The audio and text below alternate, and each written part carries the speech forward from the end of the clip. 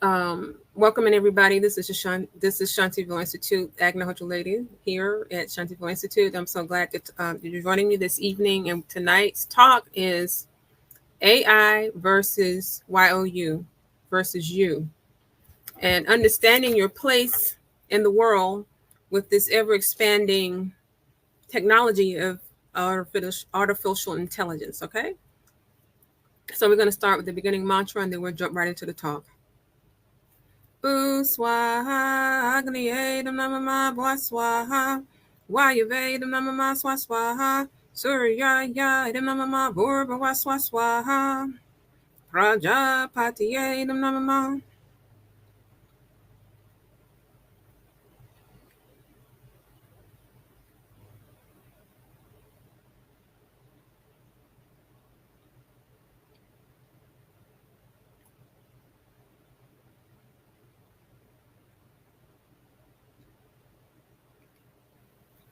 Okay, so we're going to jump right in with the talk. Tonight's talk, as I said before, is AI versus YOU versus you, and understanding your place in the world with the ever expanding technology of artificial intelligence. So, if you're just now tuning in at Shantidee Institute, we teach the ancient technology of Agnihotra, which is an Ayurvedic practice that is cleansing to the atmosphere and the minds of people, and it's tuned into the circadian rhythm.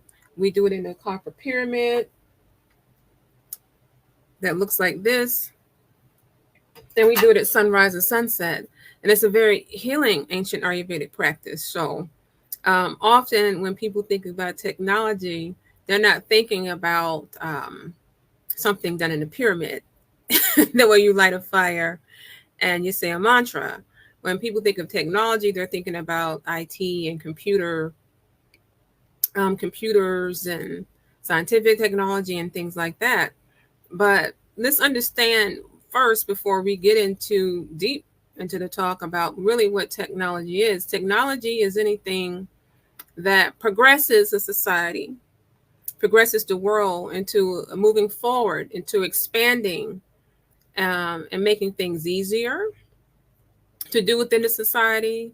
Whether we invented cars, and before cars you had trains, locomotive aspects that were going around, and that at that time trains were the latest technology.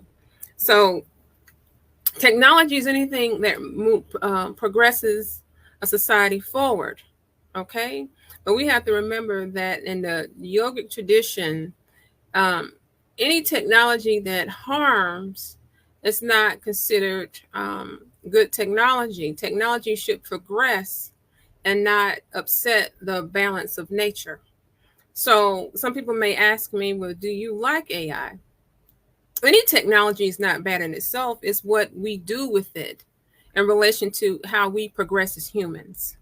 So I think that with the AI that everyone is using, and I have tested some of the AI and used the AI, but I do not rely on it when I do my daily activities of thinking and meditating and doing things in the community to help people's understanding expand.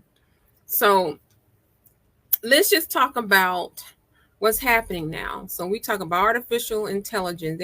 Everybody's using the Chat GPT and Gemini, and using all kind of things to generate images, to make videos, and it's pushing people's creativity in ways that they may not have been able to create things.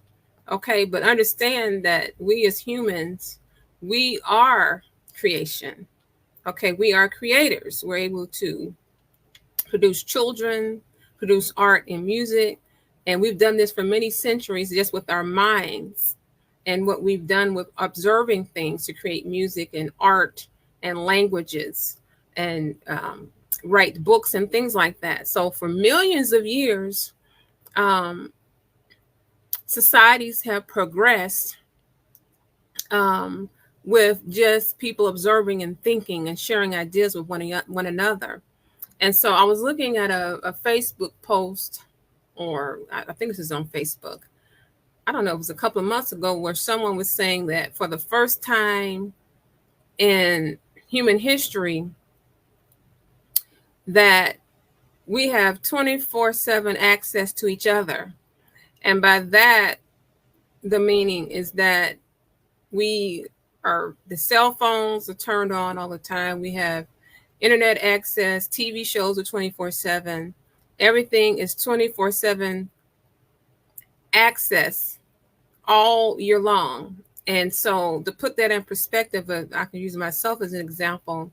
When I was growing up, I remember my mother having video games, and we played them all together as a family. We had an Atari system, and we had to blow on it if it skipped on the cartridge. So a lot of young people may not remember that, and then we had an arcade, and then my mother would take me to the arcade so I could play games with my friends. And we didn't have cell phones when I was in high school. And so, but I remember as a little girl that if I get up in the middle of the night to go to the bathroom or something, that I think at 11 or 12 midnight, it would be like a static screen on the TV, and they would have the national anthem playing, and that was the very last show that would play on the TV. So TV programming was not 24/7. It ended. Okay. And then and then of course we didn't watch TV all the time. We played outside, and we did watch, like I watched Captain Kangaroo and the Electric Company, and watched the Bugs Bunny cartoons and all those things like that. So, but that was like only on the weekend. We didn't watch TV all the time. We were outside doing things, doing homework and things like that. So in comparison today, young people are on the social media all the time, and I see that they're trying to pass some laws to limit people from the kids from being on social media all the time. They're trying to regulate it. It's banned in schools, or they're trying to ban it in schools.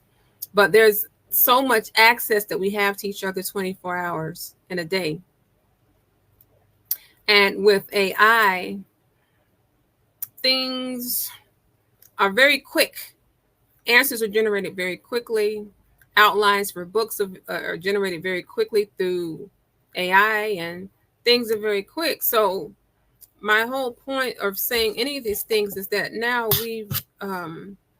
we have come to a time in society, the first place in history, where to be considered good and effective in this society, many societies across the world, you have to be quick.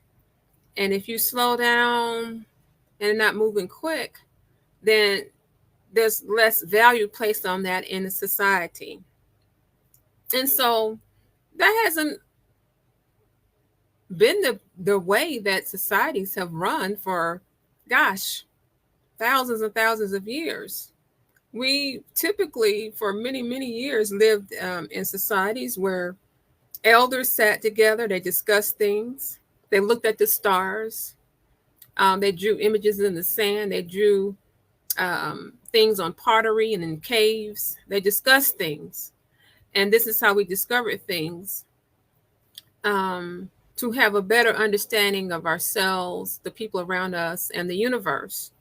And this was the communion that we did with the Creator, Mother, Father, God. So now the sense of observation has been lost. The sitting still and being slow. What would happen if we do a fast from social media, the cell phones, and the computers? Okay, so I didn't use computers in when I was in school. Okay, we had calculators. That's the only thing we used, like we were in math class. So we need to understand that AI in itself is not bad if we don't put everything into AI to learn, to exist day to day.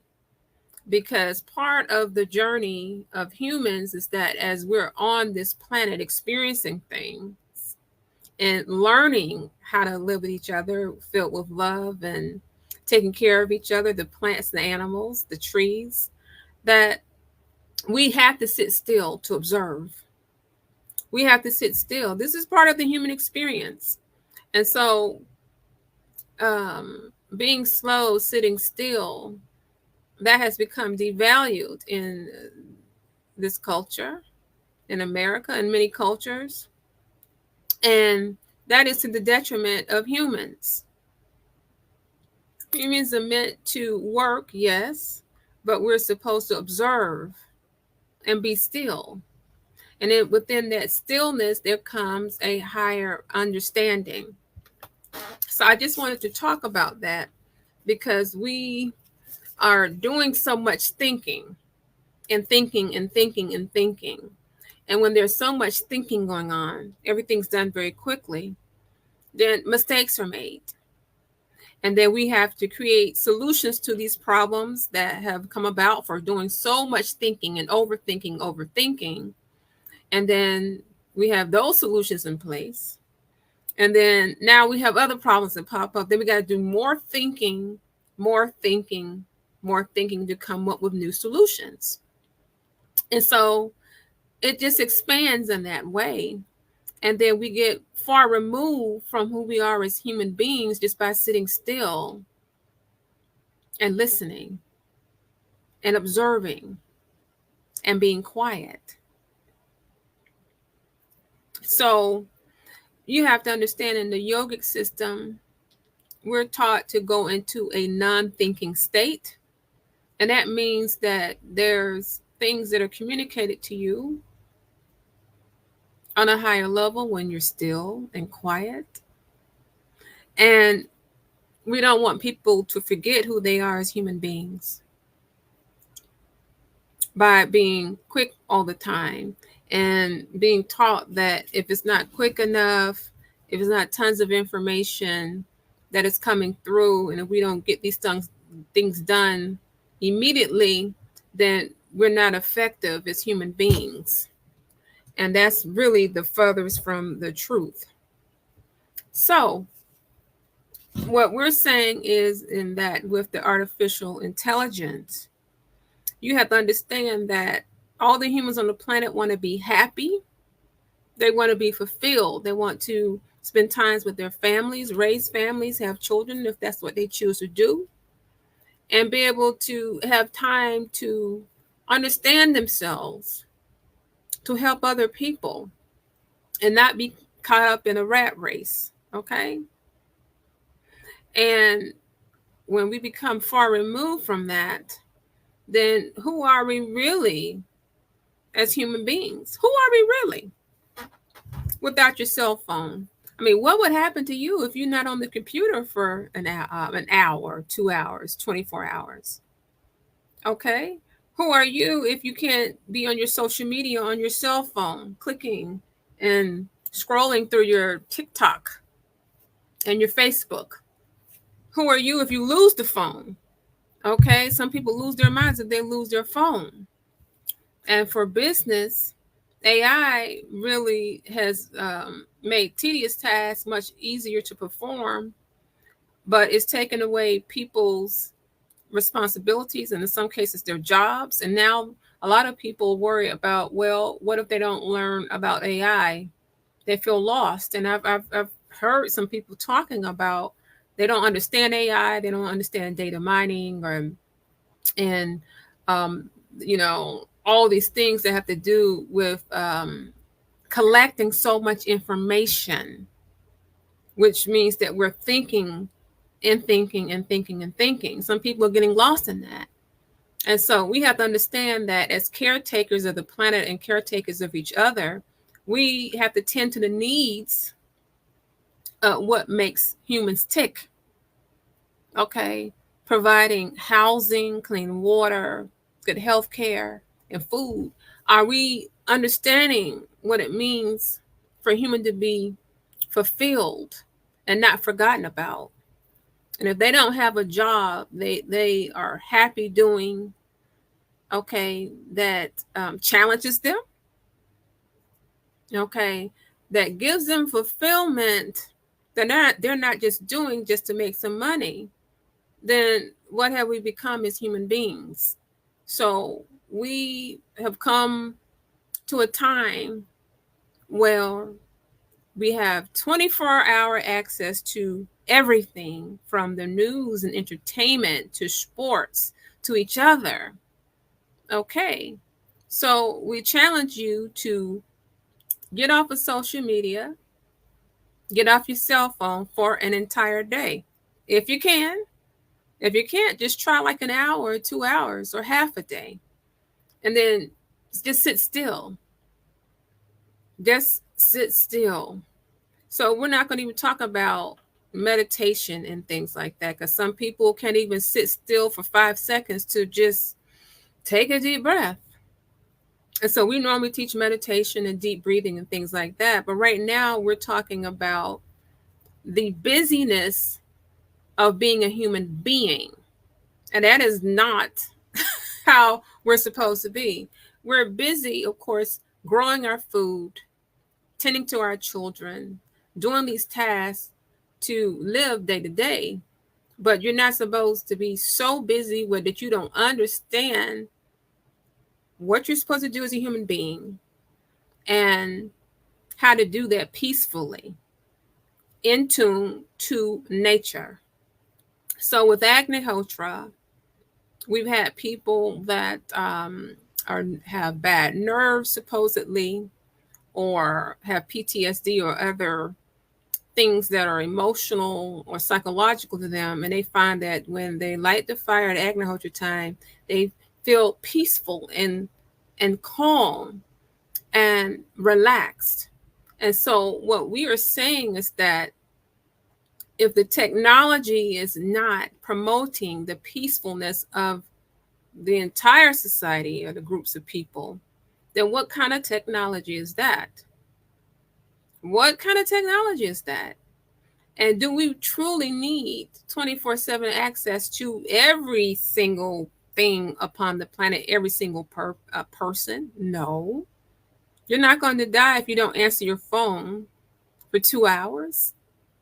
And you don't have to make a social media post every, day or 3 times a day. Just sit still. Sing a song. Talk to your parents.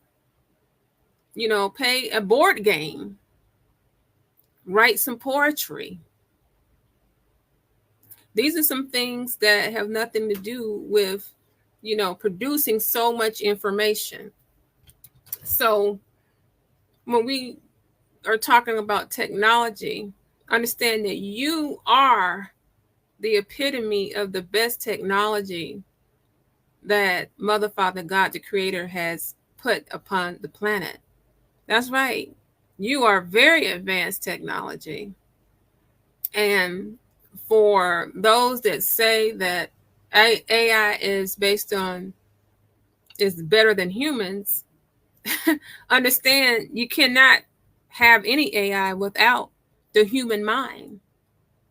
They are trying to perfect the AI based on how human minds think. So which is superior? You think about this. I'm not going to tell you what to think, but if AI is trying to mimic the human mind, what does that say about your mind? What does it say about your DNA? Okay, the blood that flows through your veins, the way your heart beats, the way you breathe, the way your eyes see, the way you think. Some of us may be more analytical thinkers. Some of us may be more artistic and we draw or we paint.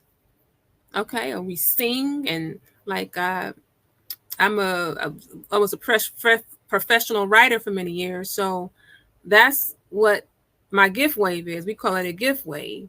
So those are the things that were bestowed to us, these attributes, these gifts that were bestowed by Mother, Father, God.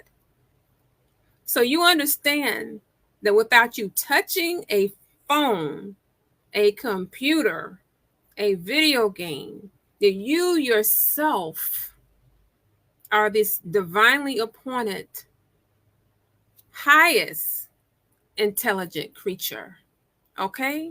You yourself, just by you sitting and thinking, okay, you are what the AI needs to be designed. And I know people, when AI first came out, they were like, it generated some bad answers and did all this stuff.